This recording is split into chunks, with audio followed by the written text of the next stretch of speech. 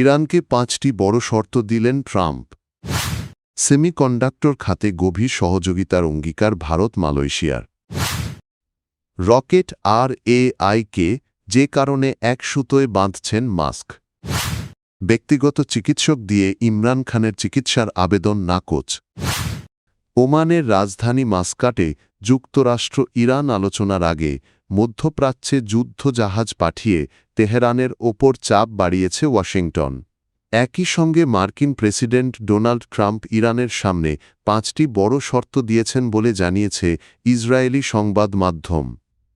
যুক্তরাষ্ট্রের দাবিগুলো হল ইরানের 400 কেজি সমৃদ্ধ ইউরেনিয়াম অন্য দেশে সরিয়ে নেওয়া, পারমাণবিক অবকাঠামো ধ্বংস করা, ব্যালিস্টিক ক্ষেপণাস্ত্র সক্ষমতা নষ্ট করা, ক্ষেপণাস্ত্র কর্মসূচি বন্ধ করা এবং সিরিয়া, ইয়েমেন, ইরাক ও লেবাননে থাকা মিত্র সশস্ত্র গোষ্ঠীগুলোকে সহায়তা বন্ধ করা। বিশ্লেষকদের মতে বিশেষ করে ব্যালিস্টিক ক্ষেপণাস্ত্র ধ্বংসের শর্তটি ইরানের জন্য মেনে নেওয়া কঠিন, কারণ এসব ক্ষেপণাস্ত্রকে দেশটির প্রধান প্রতিরক্ষা শক্তি হিসেবে বিবেচনা করা হয়। ধারণা করা হচ্ছে ইরান যদি এসব শর্ত প্রত্যাখ্যান করে তাহলে দুই দেশের মধ্যে উত্তেজনা আরও বাড়তে পারে এবং পরিস্থিতি নতুন সংঘাতের দিকে গড়াতে পারে। ভারতের প্রধানমন্ত্রী নরেন্দ্র মোদীর মালয়েশিয়া সফরকে ঘিরে দুই দেশ সেমিকন্ডাক্টর খাতে সহযোগিতা বাড়ানোর প্রতিশ্রুতি দিয়েছে। পাশাপাশি বাণিজ্য, নিরাপত্তা, নবায়নযোগ্য জ্বালানি, স্বাস্থ্যসেবা ও কৃত্রিম বুদ্ধিমত্তা খাতেও একাধিক চুক্তি হয়েছে। 1 দশকের বেশি সময় পর মালয়েশিয়া সফরে গিয়ে প্রধানমন্ত্রী আনোয়ার ইব্রাহিমের সঙ্গে বৈঠক করেন মোদি। তিনি জানান, ডিজিটাল প্রযুক্তি, AI, সেমিকন্ডাক্টর, স্বাস্থ্য ও খাদ্য নিরাপত্তায় অংশীদারত্ব আরও জোরদার করা হবে। আনোয়ার ইব্রাহিম বলেন, এই সফর দুই দেশের কৌশলগত সম্পর্ককে আরও শক্তিশালী করবে। বিশ্বে সেমিকন্ডাক্টর রপ্তানিতে মালয়েশিয়া বর্তমানে 6ষ্ঠ অবস্থানে এবং এ খাত দেশটির জিডিপির প্রায় 25% যোগান দেয়। ভারতের মতে এই খাতে মালয়েশিয়ার 30 থেকে 40 বছরের অভিজ্ঞতা রয়েছে, তাই গবেষণা, উৎপাদন ও পরীক্ষাগার স্থাপনে ভারতীয় কোম্পানিগুলো সহযোগিতায় আগ্রহী। বাণিজ্য তথ্য অনুযায়ী গত বছর ভারত $7.32 বিলিয়ন পণ্য রপ্তানি করেছে এবং মালয়েশিয়া থেকে আমদানি করেছে $12.54 বিলিয়ন পণ্য। এছাড়া মালয়েশিয়ায় প্রায় 30 লাখ ভারতীয় বংশোদ্ভূত মানুষের বসবাস, যাদের দুই দেশের সম্পর্কের গুরুত্বপূর্ণ সেতুবন্ধন হিসেবে উল্লেখ করেছেন মোদি।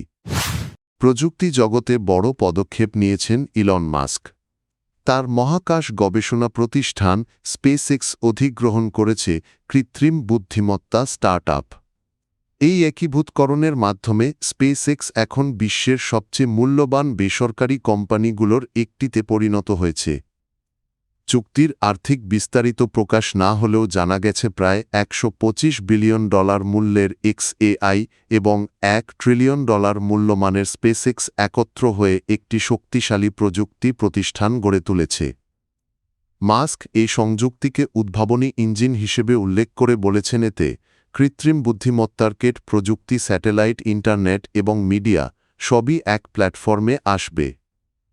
তার দীর্ঘমেয়াদী পরিকল্পনা হল মহাকাশে ডেটা সেন্টার স্থাপন, যা ভবিষ্যতের AI প্রযুক্তির চাহিদা পূরণ করবে। একই সঙ্গে মঙ্গল গ্রহে মানব বসতি গড়ার লক্ষ্যেও মহাকাশভিত্তিক AI গুরুত্বপূর্ণ ভূমিকা রাখবে বলে তিনি মনে করেন। XAI 2022 সালে যাত্রা শুরু করে এবং এর প্রধান পণ্য গ্রোক চ্যাটবট। যদিও এর ইমেজ জেনারেশন ফিচার নিয়ে ইউরোপীয় ইউনিয়ন ও যুক্তরাজ্যে তদন্ত চলছে, তবুও বিনিয়োগকারীদের আগ্রহ কমেনি। এরই মধ্যে মাস্কের বৈদ্যুতিক গাড়ি কোম্পানি টেসলা XAIতে $2 বিলিয়ন বিনিয়োগের ঘোষণা দিয়েছে। টেসলার কারখানায় স্বয়ংক্রিয় রোবট পরিচালনায় XAI ব্যবহার করার পরিকল্পনাও রয়েছে।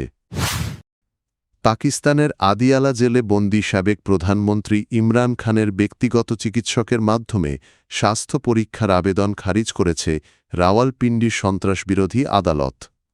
শনিবার উভয় পক্ষের শুনানি শেষে আদালত এই সিদ্ধান্ত দেয়। ইমরান খানের আইনজীবী ফয়সাল মালিক যুক্তি দেন, সাবেক প্রধানমন্ত্রী হিসেবে তিনি নওয়াজ শরীফের মতো চিকিৎসা সুবিধা পাওয়ার অধিকার রাখেন। পাশাপাশি বিচারাধীন বন্দী হিসেবে নিজের পছন্দের চিকিৎসক দিয়ে পরীক্ষা করানোর আইনি সুযোগও থাকা উচিত বলে দাবি করেন তিনি। আইনজীবীর অভিযোগ, আদিয়ালা জেলে চোখের বিশেষায়িত চিকিৎসা নেই। এছাড়া কেন হঠাৎ গভীর রাতে তাকে হাসপাতালে নেওয়া হল এবং পরিবারকে আগে জানানো হয়নি, সেটিও প্রশ্ন তোলেন তিনি। অন্যদিকে প্রসিকিউটর জহির শাহ বলেন, কিছু মামলায় জামিন পেলেও অন্য মামলায় ইমরান খান দণ্ডপ্রাপ্ত বন্দী, তাই তাকে শুধু বিচারাধীন হিসেবে বিবেচনা করা যাবে না। জেল কোড অনুযায়ী বন্দীদের চিকিৎসা সরকারি চিকিৎসকদের মাধ্যমেই হতে হবে, বেসরকারি চিকিৎসকের কোনো বিধান নেই বলেও জানান তিনি। পাকিস্তান ইনস্টিটিউট অব মেডিকেল সায়েন্সেসের প্রতিবেদনে বলা হয়েছে, ইমরান খান ডান চোখের রক্তনালীজনিত সমস্যায় ভুগছিলেন এবং প্রয়োজনীয় চিকিৎসা দেওয়া হয়েছে।